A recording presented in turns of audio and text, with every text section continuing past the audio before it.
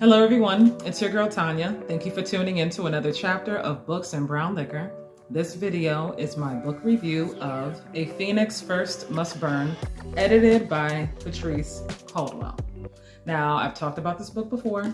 First of all, this cover is so cute. I love it, I love it, I love it. Okay, so A Phoenix First Must Burn. We all hear about the phoenix rising from the ashes. The phoenix rising from the ashes. That's the only part of the quote that people ever talk about. But before the phoenix rises from the ashes, the phoenix first must burn, right? Burning is painful. Burning is hard. Burning is the shedding of old skin before you can evolve to that next level in your journey, right? And I think that's kind of what this book is about.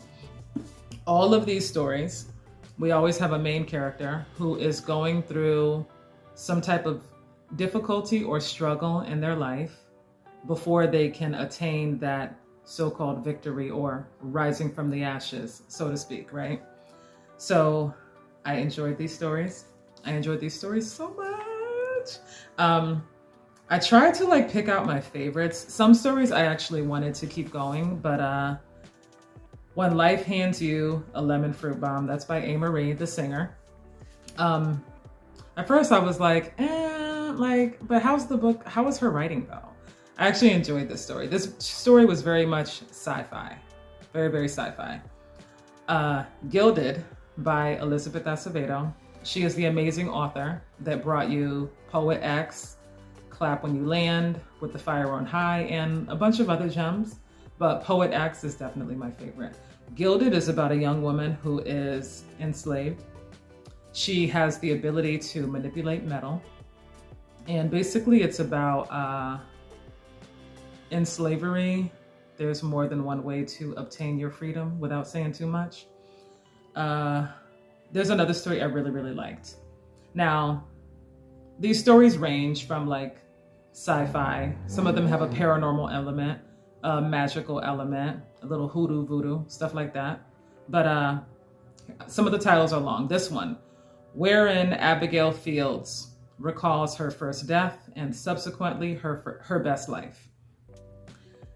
This story, I enjoyed this so much. Basically, it takes place in New Mexico territory. This is shortly after slavery is abolished and Black people are moving to different parts of the country. A lot of Blacks are going to the north. But you don't hear a lot of stories talking about Blacks going out west. So even though this was an interesting story, to me, I found this to be historical fiction. Because, like I said, it takes place in New Mexico. And this woman is in a same-sex relationship. And after her town has been terrorized by a group of white men that have basically killed everyone, she makes a deal with some type of element. I can't get into it, but there's a conversation in the book that her and her companion are having. The companion wants her to go out west to California because, fun fact, the city of Los Angeles was started by Black people after slavery ended. A group of Black folks went out west and started Los Angeles. That's a fact. So I like the fact that they included that little fun historical event. I was like, that's cool, that's cool. Now this story is one of those stories I wanted to keep going. I enjoyed this very much. Let's see. I think all the stories were good. Melly was cool. The Goddess Provides. I like that a lot. Now that's one I wanted to keep going. That shit was real good. The Goddess Provides. That shit was dope. The one that really resonated with me. Hearts Turned to Ash by Danielle Clayton. This story opens up with a young woman and her grandmother tells her, don't ever give your heart away. So what happens is in this story is this young woman, she falls in love and basically out of nowhere, her boyfriend dumps her. He breaks her heart, so to speak. She can literally feel her heart dying in her chest. And her mother is like, if we don't get this healed, you're gonna die. So her mother sends her to a hoodoo, voodoo, witch doctor who can heal her heart. That's metaphorical. The point of the story is when you fall in love or you like someone, don't ever give your heart away. In other words, don't lose yourself just because you're in love with someone or you like someone. and you want to spend, you want to bring this person in your life, don't ever lose yourself, because losing yourself is basically a slow death. That's what I got from that. So that one really resonated with me. I was like, oh my God. Because you know, the first time you get your heart broke, you feel like you're dying. You literally do. And then when you're older and you look back, you realize, hashtag over it. Like, you know what I'm saying? That's important. That's an important lesson for young girls to learn. Your life is not over just because you got your heart broke. But yeah, so these were really cool.